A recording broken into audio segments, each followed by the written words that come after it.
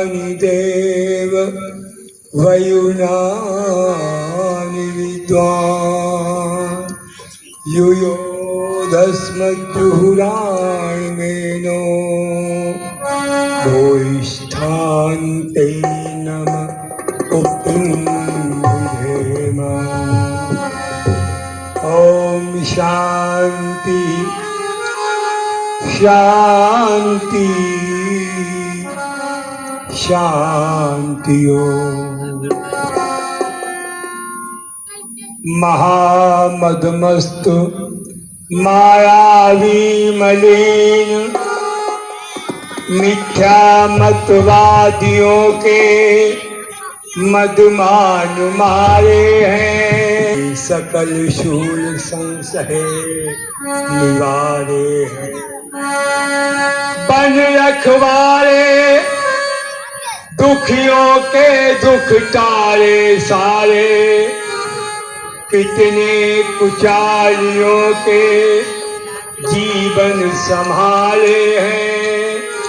पाप ताप बारिद से तुमने देव दयानंद, एक जन तारे देते नभ में तारे। थे न मठ मंदिर, थे न मठ मंदिर, हवेली हाट ठाठ बाट, सोना चांदी कहाँ पास, पैसा था न धेरा था, तन पे न थे सुवस्त्र, हाथ में न अस्त्र शस्त्र। जोगी ना जमा तो कोई चेली था न चेला था। सत्य की सिरोही से संघारे सब मिथ्या मत, संकट विकट मर्दानगी पे घेरा था। सारी दुनिया के लोग एक ओर थे प्रकाश, एक ओर निर्भय दयानंद जी अकेला था। दया तथा आनंद से पूरित जिनका नाम, उन महर्षि वर को मेरा बारंबार प्रणाम। बोलिए ऋषि दयानंद की। जो ऋषि ज्ञान की जय नहीं बोलेगा वो कृतज्ञ होगा।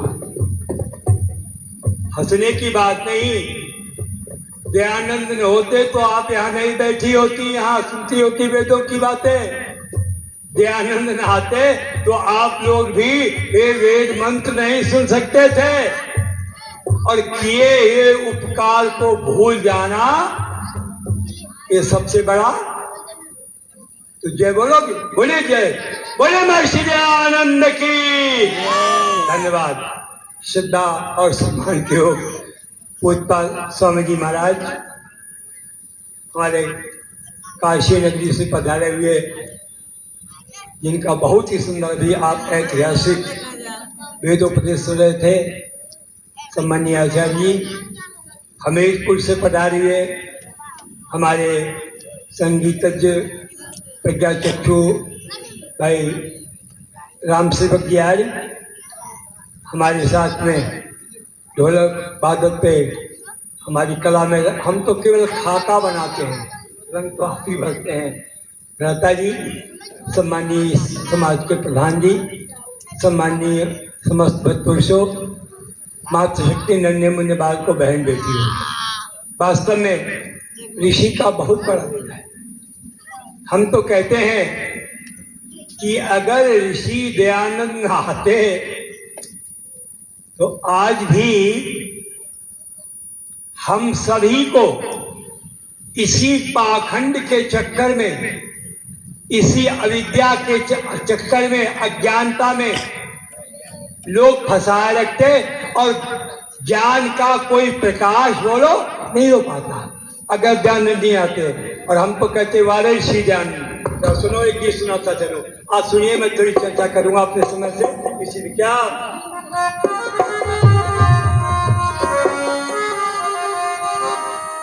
ऋषि कौम का रहनुमा बन के आया, ऋषि कौम का रहनुमा बन के आया।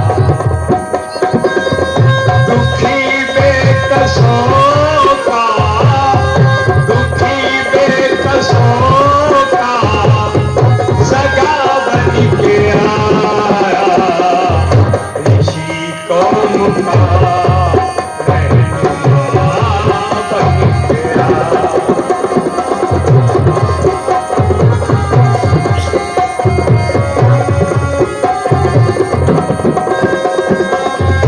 अंधेरों ने परसों में किए थे उजाले, लगाए हुए थे दिमागों पे ताले।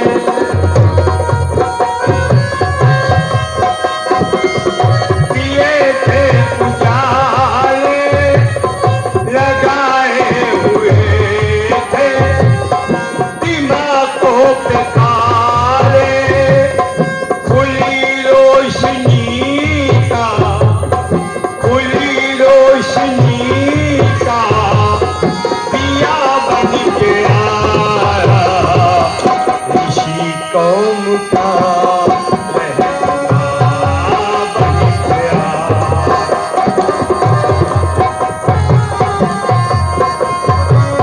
अभी कुछ शास्त्री जी सुना रहे थे, ऋषि दयानंद के आने से पहले उस समय लोगों ने,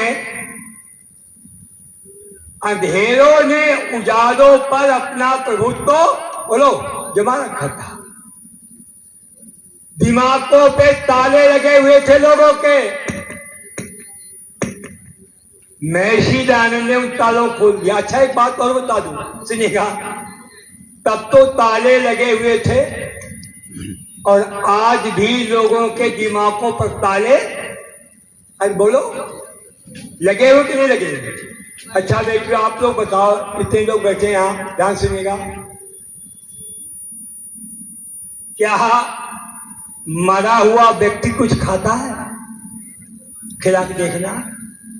हाँ हाँ हाँ, खिला के देखना। मरा हुआ व्यक्ति कुछ खाता है? अरे बोलो भाई, जैसे कोई मर जाए, वो तो हर जगह होता है, डरना नहीं। अगर कोई मर जाए और जब कोई मरता है ना, तो उसको लोग लेके चलते हैं, वो बनाते हैं सब आता है, जिसको कहते हैं क्या, अर्थी कहते, कुछ भी कहते हैं ना। और एक पीछे पीछे एक बात और बोलते हैं उसके, क्या बोलते हैं? जल्दी बोलो भाई। राम नाम कब बोलते हैं? जब बोलने वाला सुनता। जल्दी बोलो भाई। जब बोलने वाला सुनता, बोलो नहीं है, तब क्या बोलते हैं? राम नाम। अच्छा, मुर्दा के सामने राम नाम सत्य है और जिंदा पर, अच्छा जिंदा पर करके देख लेना। कोई लड़का बारात पे जा रहा हो, दूल्हा, और जैसे ही बुलोरों पर बैठे, पीछे से कह देना राम नाम सत्य है। बोलो क्या हालत होगी? मेरे भाइयों सुनो, जैसे कोई आपके यहाँ मर जाए और लोग लेके चले, आपको रुक जाओ, ठहर जा, ताकि हम खाए को एक चाय और समोसा खिला के भेजो। खिलाना खाए? बोलो भाई। अरे जब नहीं खाता तो क्यों खिलाते हो मरने वाले को उसके नाम पे? बोलो। सुनिएगा, आज भी लोगों के दिमागों पे ताले। महर्षि दयानंद ने कहा सबसे अगर आप करना चाहे तो मूर्ति पूजा, तो ये मूर्ति पूजा करो, वो मूर्ति पूजा मत करो जो मानव बनाता है, अपने आप करता है। लेकिन हमारी बनाई मूर्तियों की पूजा बोलो करो। मातृ देवो भव, पितृ देवो भव, आचार्य देवो भव, अतिथि देवो भव। और क्या बताएं आपको, वो नहीं सुनाऊंगा मैं तो कभी कभी सुनाता हूँ। एक जगह में गया, मेरे यहाँ मोहल्ले में, लखनऊ में जहाँ मैं रहता हूँ, तो वहाँ एक भागवत चल रही थी।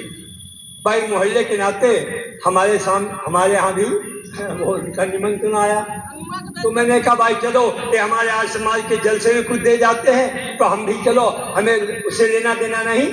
मैंने एक लिफाफा बनाया और लिफाफा बना करके ले गया। तो वो वहां पर वो पूजा करा रहे थे, बैठे हुए पूजा करा रहे थे जो भागवत वाले। अब वो उसमें कौन सी पूजा करा रहे थे? नवग्रह की। किसकी पूजा करा रहे थे बोलो? नवग्रह जानते हैं? नवग्रह की पूजा होती ना, एक वो बनाते हैं पाटली पर सूर्य चंद्रमा शनि कुबेर पता नहीं क्या क्या बृहस्पति, और उसपे वो लाल पीले वो रखाते हैं ना, और उसके बाद उसकी पूजा कराते हैं। अब वो पूजा करा रहा था, सुनिए, अब वो पूजा कर रहे थे, द्रव्यम समर्पयामि, पुण्य फलम समर्पयामि, जलम समर्पयामि, सब समर्पयामि। तब तक लाइट चली गई। उसने कहा ए भाई कहाँ? कल जल्दी से जल्दी चलो। क्यों? कल लाइट चली गया, अंधेरा हो गया, अब हम किताब कैसे पढ़ेंगे अपनी पोथी? हमने कहा पंडित जी हमें मौका मिल गया। उनका पंडित सुनो सुनो सुनो, सुनो। क्या? हमने कहा अभी 2 मिनट पहले सूर्य की चंद्रमा की पूजा करा और ये यहाँ रखा आपके पास में है, और लाइट नहीं है तो क्या कहते हो? सूर्य चंद्रमा आपके पास रखा है और अंधेरे में आप कहते हो कैसे पड़े? अरे अंधेरा जहाँ सूर्य होता है कहीं अंधेरा होता है? अभी तो आपने पूजा कराई, 2 मिनट ही नहीं। अरे चाहे तो ऐसे ही है, सब ऐसे ही है। मेरे भाइयों में बताना चाहता हूं, आज भी मानव इस पचड़े में फंसा हुआ है। और याद देखिएगा, महर्षि दयानंद ने कहा अगर पूजा करनी है और अगर वेद की बात को माना होता, ये माता पिता आचार्य अतिथि इनकी सेवा की होती, पूजा की होती, तो आज हमारे घरों की स्थिति इतनी दयनीय बोलो नहीं होती है। बड़ा पूजा करते हैं, माता की पूजा करते हैं। अभी थोड़े दिन पहले माता की पूजा की, जय माता की, जय माता की कि नहीं? जय माता की पूजा की, लेकिन घरवाली माता, यदि बोलो भाई, घरवाली माता बैठी है, यही तो होता है यार। अपूजा पूजनते पूजा नाम के व्यतिक्रमा, यही तो महर्षि दयानंद ने बताया। क्या? सुन लो, फिर जी सुनाओ। क्या कहा कि जो असली देवता है उनकी बोलो पूजा करो, जो देवता असली उनकी पूजा नकली, और जो देवता नकली उनकी पूजा, हाँ बोलो भाई, देवता नकली और पेड़ा, जल्दी बोलो भाई, असली। देवता नकली और रुपया, हाँ क्या बात है? देवता नकली, रुपया और देवता असली, पीपर के देवता का तुम लड्डू खाओ, पत्थरा के देवता कहीं तुम पूरी खाओ, और माता पिता का तुम डंडा खाओ। ये पूजा हो रही है। और मेरे भाइयों, महर्षि दयानंद ने कहा, मैं बताना चाहता हूं कि यदि आप अपने घरों को स्वर्ग में वातावरण बनाना चाहते हैं तो वेदों की बातों को सुनो। वेद कहता है कि हमारा परिवार कैसा होना चाहिए। अनुप्रता पितु पुत्रो माता भव सन्मना, जाया पत्ते मधुमती बाचा मदद शांति माम, माँ भ्राता भ्रातारम दुक्षण, माँ सुसार मुस्सा। सभी बात के भूल गए। आओ भाई, बात आगे तो जरा सुनाता चलो।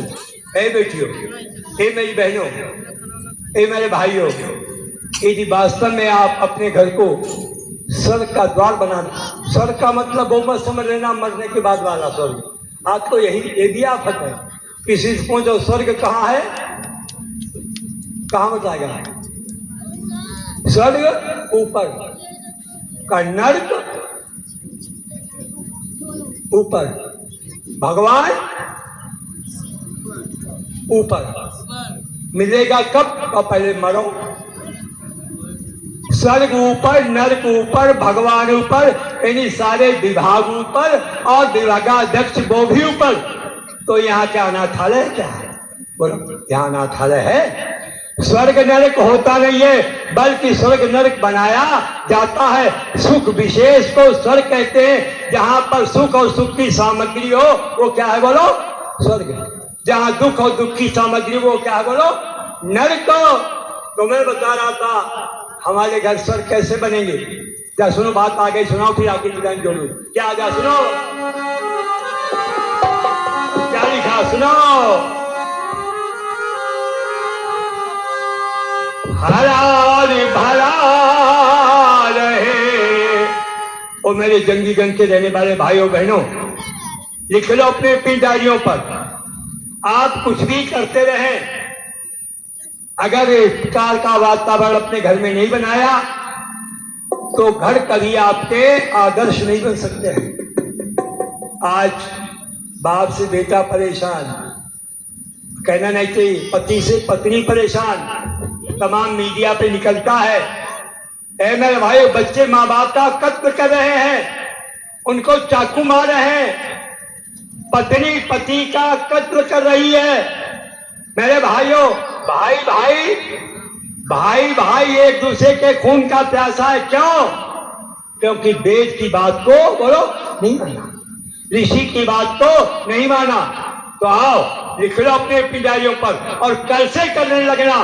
और अगले साल जब कभी मैं आऊंगा तो पूछूंगा, देखना आपके घर में क्या परिवर्तन आता है। और क्या सुनो कि हरा और भरा रहे गृहस्थ चमन। कौन? जिस घर में होता है क्या? रखवाजी, मुकदमेबाजी। सुनो, जिस घर में होता है संध्या हवन, जिस घर में होता है संध्या हवन,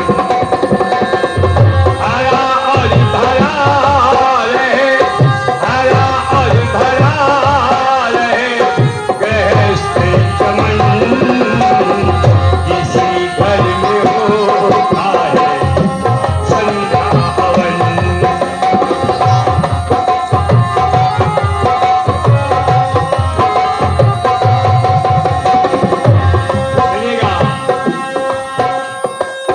उठे ब्रह्म बेला में सभी हंसते हंसते,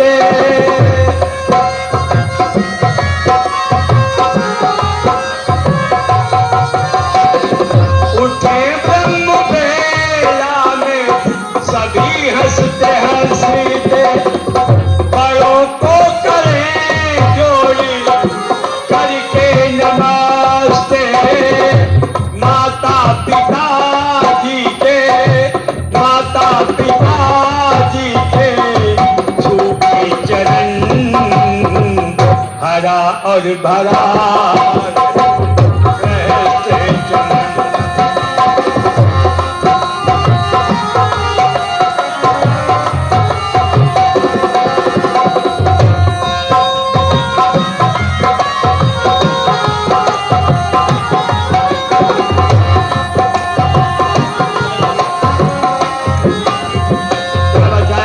घर में होता है संध्या हवन।